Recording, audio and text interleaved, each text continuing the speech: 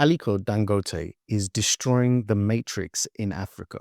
The matrix I'm talking about is a matrix of poverty, a matrix of corruption, a matrix of bureaucracy, and a matrix of crooked monopoly. It cannot be understated the moves that he is making and how they are going to benefit the everyday African citizen outside of the constraints of government and all of the mess that we see associated with the leadership of a country like Nigeria. In this video, I'm going to break down what Aliko Dangote is doing to break the matrix and why this is extremely important for the continent of Africa. For those of you that don't know, my name is TJ. I'm Nigerian and British mixed. And on this channel, we talk about African geopolitics. So I'm going to break this down starting with this article right here. Nigerians to own shares in $20 billion refinery, Dangote. President of Dangote Group, Aliko Dangote, has said Nigerians will soon become shareholders in his $20 billion refinery situated in Lekki, Lagos State. Right there, this is becoming very interesting because if the average person can own shares in an African-controlled refinery, the likes of which we've never seen before, this could open all kinds of wealth opportunities, not just for the individuals, but for Nigeria in general as a country. Dangote stated this recently at the Global Commodity Insight Conference on West African refined fuel markets, hosted by the Nigerian Midstream and Downstream Petroleum Regulatory Authority in partnership with S&P Global Insights in Abuja. According to the business mogul, the refinery will soon be listed to give Nigerians the opportunity to buy shares, adding that the refinery is ready to partner with governments, private investors, and institutions.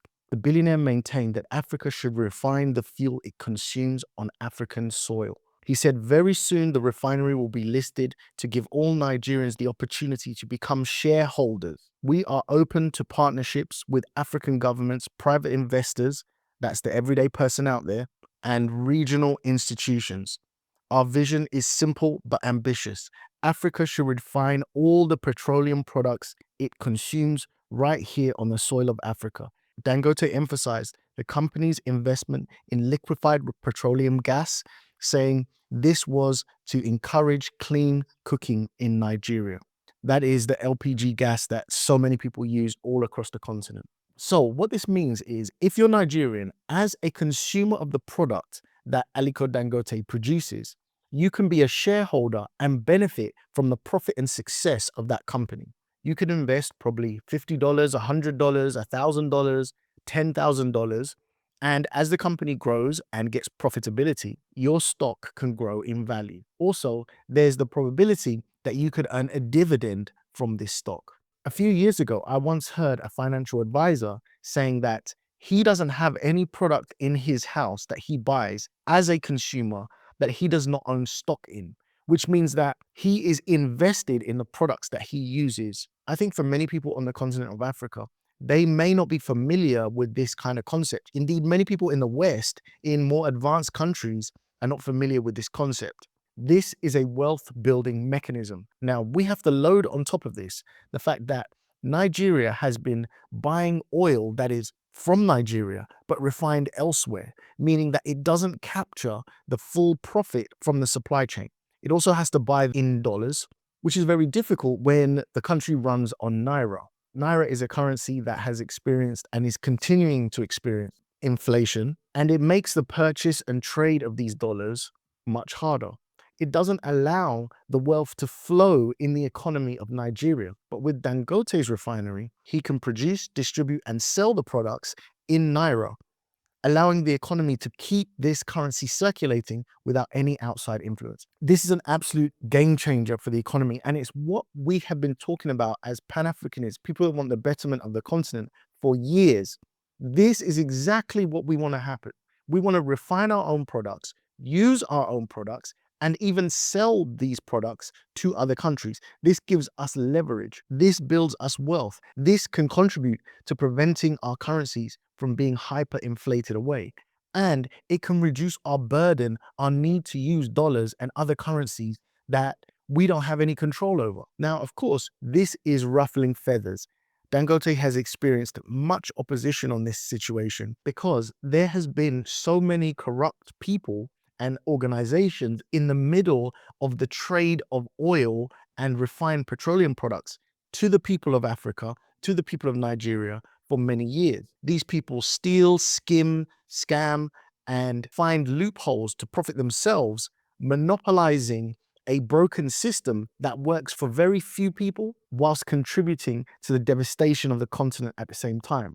So, of course, this is cutting off the profitability for these individuals and these groups. They're not happy about it. They're going down kicking and screaming. And the type of people I'm talking about are people that are in positions of power and privilege in the country of Nigeria. This is essentially breaking a neo-colonial stranglehold at the point of the actors that sell themselves out for the betterment of themselves over the continent of Africa. The whole of the continent should be watching this, and everyone should be cheering on Aliko Dangote for this. Now, if you thought that was all, you'd be mistaken. There is more to this story. Because this industry is being totally disrupted, the normal supply chain of Nigerian distributors are blocking Dangote, meaning they are not purchasing from him. Even though he has a superior product, his product is produced in Nigeria, and we should be supporting this type of endeavor, they are propping up the old system by still purchasing petroleum products that have been imported from outside.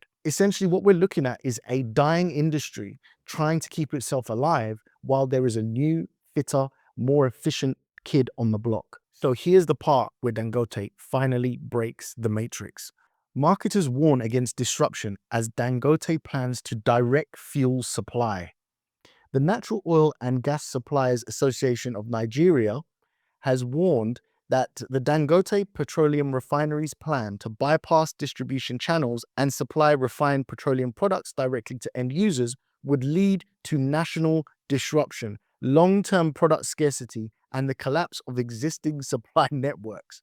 So they didn't want to buy from him, and now he builds his own distribution network to go direct to consumer. The existing distribution system is complaining. The oil and gas suppliers called on the refinery to halt its plan and seek further dialogue before commencing the distribution of products to end users, urging it to learn from what happened to non-functional refineries under the management of Nigerian National Petroleum Company Limited. Is Dangote that Nigerian National Petroleum Company Limited? No, he is Aliko Dangote. There has never been a refinery anywhere that compares to what Dangote has built on the continent of Africa.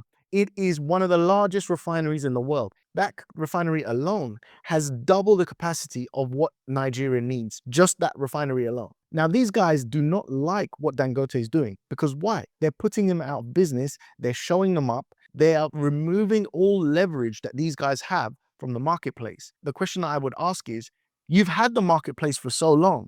A new opportunity came on and you fought tooth and nail for this guy not to be successful. And now he's being successful. He's put these guys under checkmate. If corruption wasn't there in the first place, if the system ran efficiently, if we didn't have lines outside of petrol stations, if we didn't have fuel anxiety in Nigeria, this situation wouldn't happen. And how is it that somebody who tried to sell to the distributors and was rejected now says, okay, I'm going to distribute myself? Now somehow that's going to make the supply to people more fragile. In my mind, that doesn't make sense at all. As we go further down in the article, they've actually appealed to President Tinubu. We are pleading that Mr. President should intervene in this matter by telling Dangote to slow down and go by the rules of the game. Nobody's against the refinery. If there was anybody who supported Dangote's refinery more than any other organization, it's this association.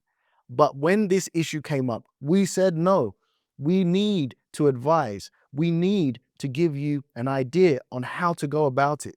What is important to us is that refinery is blending, the product is coming out, the Nigerians are enjoying the product that is blended today. Let me tell you something. He tried to work with the existing system. They fought him on building the refinery. They fought him on financing the refinery. They fought him on selling the product to the point where he had to start off by selling to other people because no one in Nigeria wanted to buy the stuff. So why should he help you now when he's got the ability to go around you? Of course, Dangote's team have come back with a rebuttal saying that we are not intentionally trying to be a monopoly, but we are fixing inefficiencies that Africa has had for many years. Nigeria and Saudi Arabia discovered oil in the same time period. Look at what the Middle East has been able to achieve with the efficiency of their system. And then look at Nigeria, still importing to this day. Only just now with Dangote's refinery are they not having to import. The whole world has to go and play ball with Saudi Arabia over their oil, including the United States. What does the world do with us? They take it raw, they refine it and sell it back to us for more. Now, this is where it affects everybody else on the continent of Africa. Everybody should be looking at this situation under a microscope.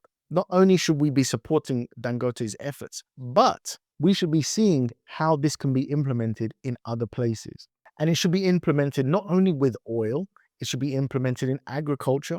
I was just reading an article recently about how avocado has got a massive boom right now because China, over the last 10 years, have started eating avocado, whereas before they didn't do so. So what products can we value add? What things can we create instead of just selling the raw avocado? Yes, I understand it's slightly different. We should sell raw avocado because people consume it that way. However, how can we improve so that we can get the most out of our products? This should also serve as a warning sign. Anyone that is looking to disrupt an industry the way Dangote has done is going to come up against pushback. We like to blame the colonialists for all the problems and the issues, but right now, it's not colonialists that are creating the problem. Dangote raised money from around the world to put this project together. He put his own money up, and investors from outside have put their money into this. It's the last guard, it's the last stand of those that don't want to see Africa prosper. Rather, they just want to profit themselves. That's holding all of this back. Africa's own, Africa's gatekeepers, the sellouts. This is the problem. This is the problem that we're going to have to overcome in every African country if Africa is going to get where it needs to get to. It has been reported that Dangote has already purchased some 4,000 trucks in order to distribute his products. And I, for one, am going to watch how this disruption takes over. We want leaders, we want entrepreneurs that are invested in the continent, that want to see the continent do well, not leaders that want to sell us out. I would love to hear what you have to say about this. Please leave those thoughts in the comments section. But if you have nothing to say, would it be too much for me to ask you to write the word African oil for African people in the comment section? It just lets me know that you watched the video to the end, you like what I'm doing, and you want me to continue. Thank you so much for watching this video today, and I'll catch you in the next one. Peace.